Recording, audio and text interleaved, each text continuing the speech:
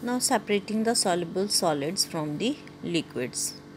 We can separate the common salt dissolved in water by evaporation. For this, we have to dissolve a teaspoon of salt in water and heat the water. Let the water evaporate completely and there will be white residue left behind in the container.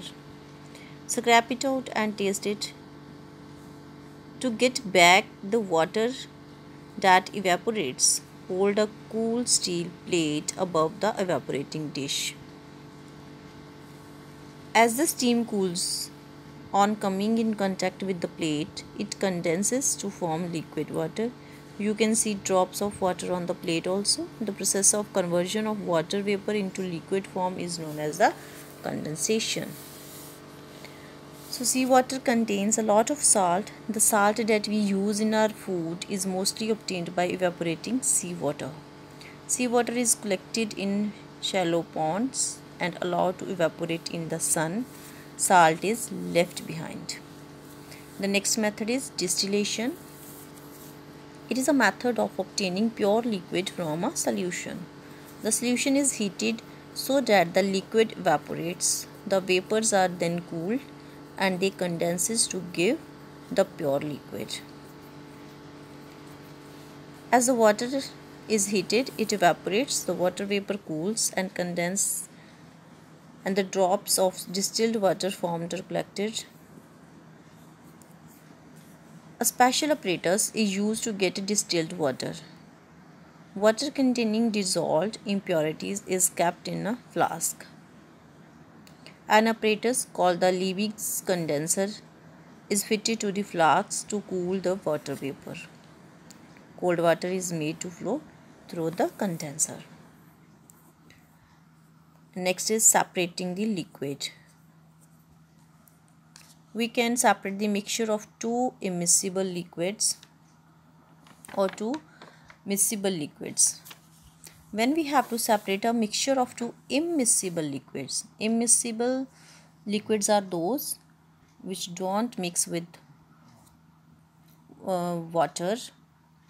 If we take two liquids, they will not mix together. They are known as the immiscible liquids. If we pour oil and water in a funnel or separating funnel and let it stand for some time, we can clearly see the two layers, water at the bottom and oil on the top.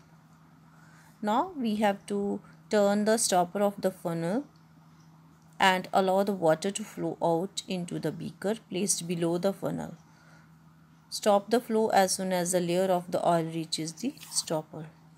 The two liquids are thus separated, water being in the beaker and the oil in the separating funnel. Separating funnel is used to separate a mixture of two immiscible liquids. It has a stopper which can be used to drain out the liquid at the bottom. And if we have to separate the miscible liquids, fractional distillation is used. Separation using more than one method. Add water to the sand and salt mixture. The salt dissolved in water, and we can separate the sand from water by filtration. To get the common salt back, evaporate the solution as we have discussed earlier. So we can separate the mixture by using more than one method. The sugar we add to the water is dissolved in water. When a substance dissolved in a liquid, it breaks up into its individual molecules. These molecules spread out in between the molecules of the liquid. That's why the water tastes sweet. Since individual molecules are too small to be seen, the sugar seems to disappear in the water. The sugar and water together formed a solution of sugar in water. The water here is a solvent and the sugar, the substance that dissolved in the water, is known as the solute. A solvent and a solute together form a solution. And Water can dissolve large number of substances in it. That's why we call the water is a universal solvent. Some substances such as wood or sand do not dissolve in water.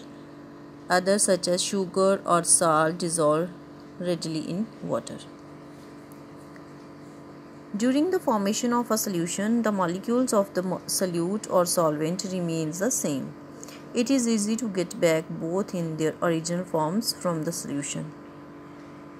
So the solubility of sugar in water increases with an increase in temperature. The solubility of most other substances in water also increases with temperature. Water is important as a solvent. The solubility of gases in water decreases with the increase in temperature. Thus, dissolved gases escape from the water when it is heated. This can be easily seen by gently heating water in a pot. You will see small bubbles coming out much before water starts boiling. These are bubbles of air that is dissolved in water. Plants can absorb the nutrients from the soil only if they are soluble in water. Minerals from the roots and food from the leaves are transported to the different parts of the plant in the form of solution in water. So we can say that water is very important as a solvent. It is because of its property of dissolving a large number of substances that water is so essential for life. Our body can't absorb food substances unless they are soluble in water. In the process of digestion, food is reduced to simple substances that are soluble in water. They can then be dissolved in water and absorbed by the body. Several waste materials produced in the body are dissolved in water and exerted. Number of chemical reactions occur inside our body and they all occur in the presence of water. So water is very important for our body. Thank you.